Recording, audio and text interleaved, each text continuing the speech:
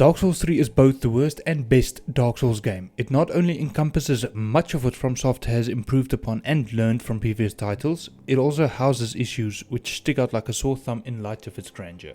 The bosses are both lackluster and brilliant at the same time. The level design is spectacular despite the game being painfully linear with no real exploration like in Dark Souls 1 or Bloodborne. The combat is a huge step up from Dark Souls 1 and 2, although some builds might struggle more through the game as they would have in previous titles, meaning that it's not as balanced as it could have been. It is a spectacularly flawed and polished game that sits firmly at the heart of many Souls fans as one of the best FromSoftware titles to date. Although I go back and forth on which game is my favorite, Dark Souls 3 is firmly lodged somewhere in the top 3 for me personally, the other two being Sekiro and Dark Souls 1. I played through the game 3 times for this video to understand the love that people have for it. I even went back and visited some of the older titles to make sure that I'm not missing the point here. I had a lot of fun and it was a happy conclusion to my first experience with all the Souls games. So before I get into what I love about this game, I quickly want to run through the negative to get it out of the way.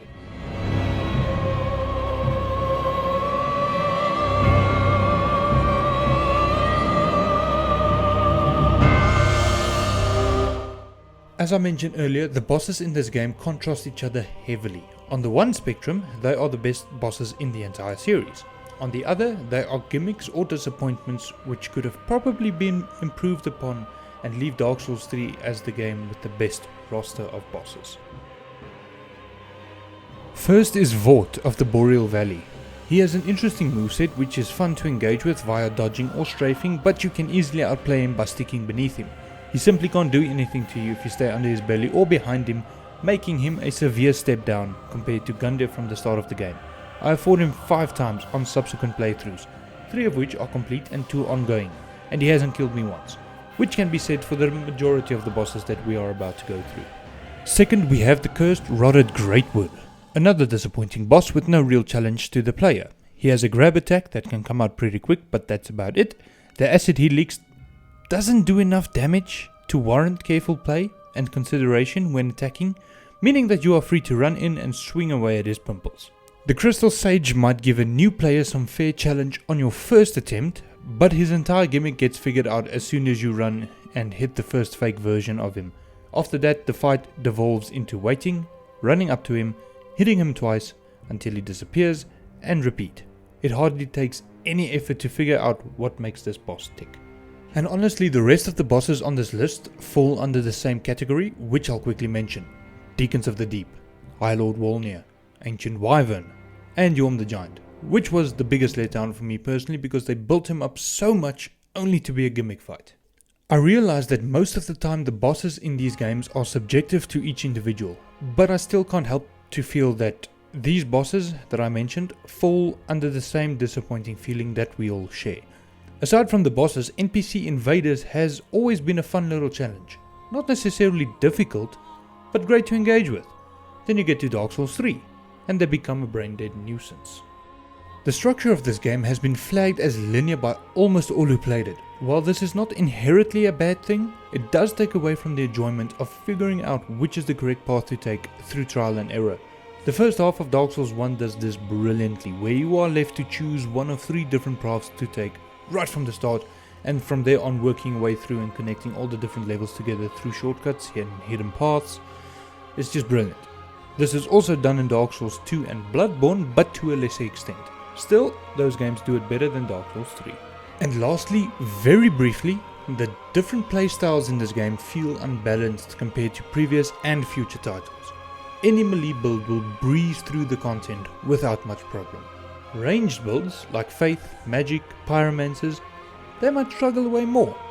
I realize this is the most subjective thing I've said so far, but I've never had the type of problems with playing different builds in the previous and future games in the same way that I had with this one. But that's it for the problems I have with the game. Let's get into the good stuff.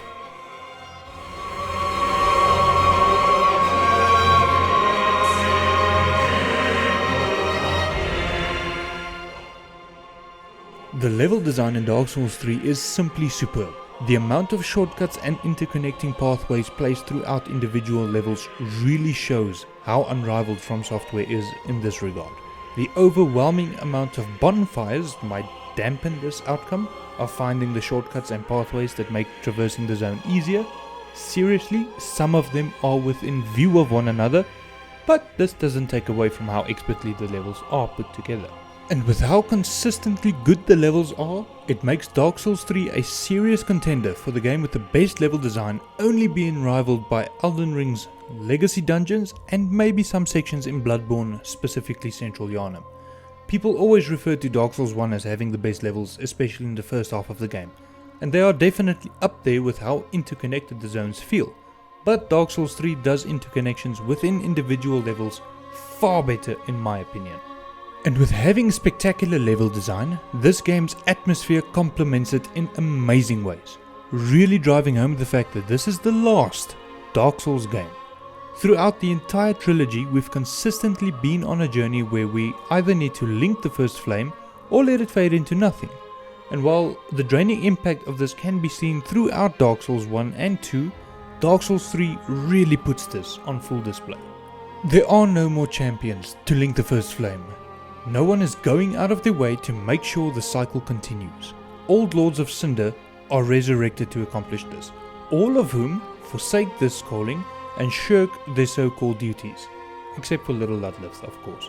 And in response to this, the unkindled, champions who failed to link the first flame, are risen from their graves and charged to bring back these Lords of Cinder and make sure they fulfill their duties. The entire world is just screaming at you to let it end. Its dilapidation is painfully clear, especially when we revisit Anor Londo and see what it has reduced to over the years. Is it just me who got a little sad after seeing what was left of this place?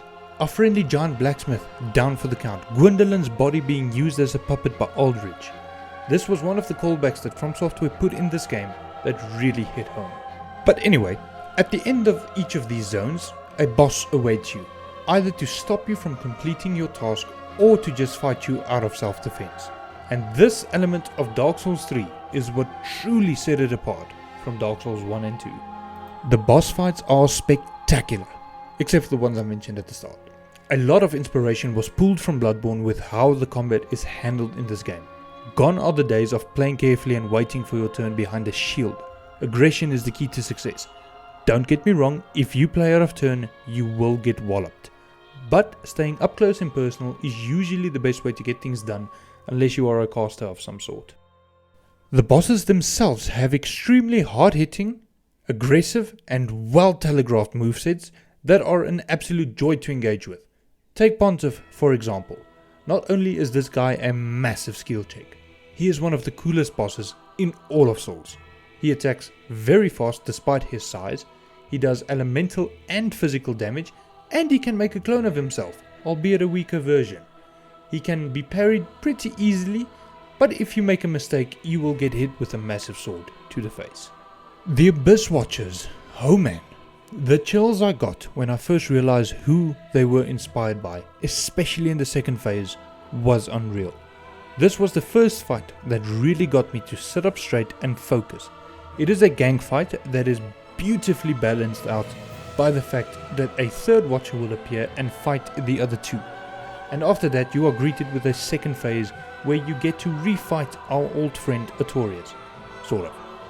It was just a very good introduction to your first Lord of Cinder.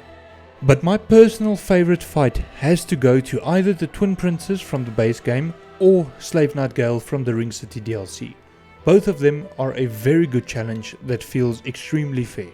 You'll immediately know when and where you mess up when it happens. If you die, it's normally because you either weren't paying attention or you got greedy. Nevertheless, they never felt undoable. Victory was just always a few lessons away. Honestly, most of the bosses aside from the ones I mentioned at the start are top tier boss fights. This is why a lot of people say Dark Souls 3 is the best. It's because of its bosses. And if it wasn't for Bloodborne having the most consistently good bosses, meaning less disappointing fights, Dark Souls 3 would have probably had the best roster of boss encounters out of all of these games.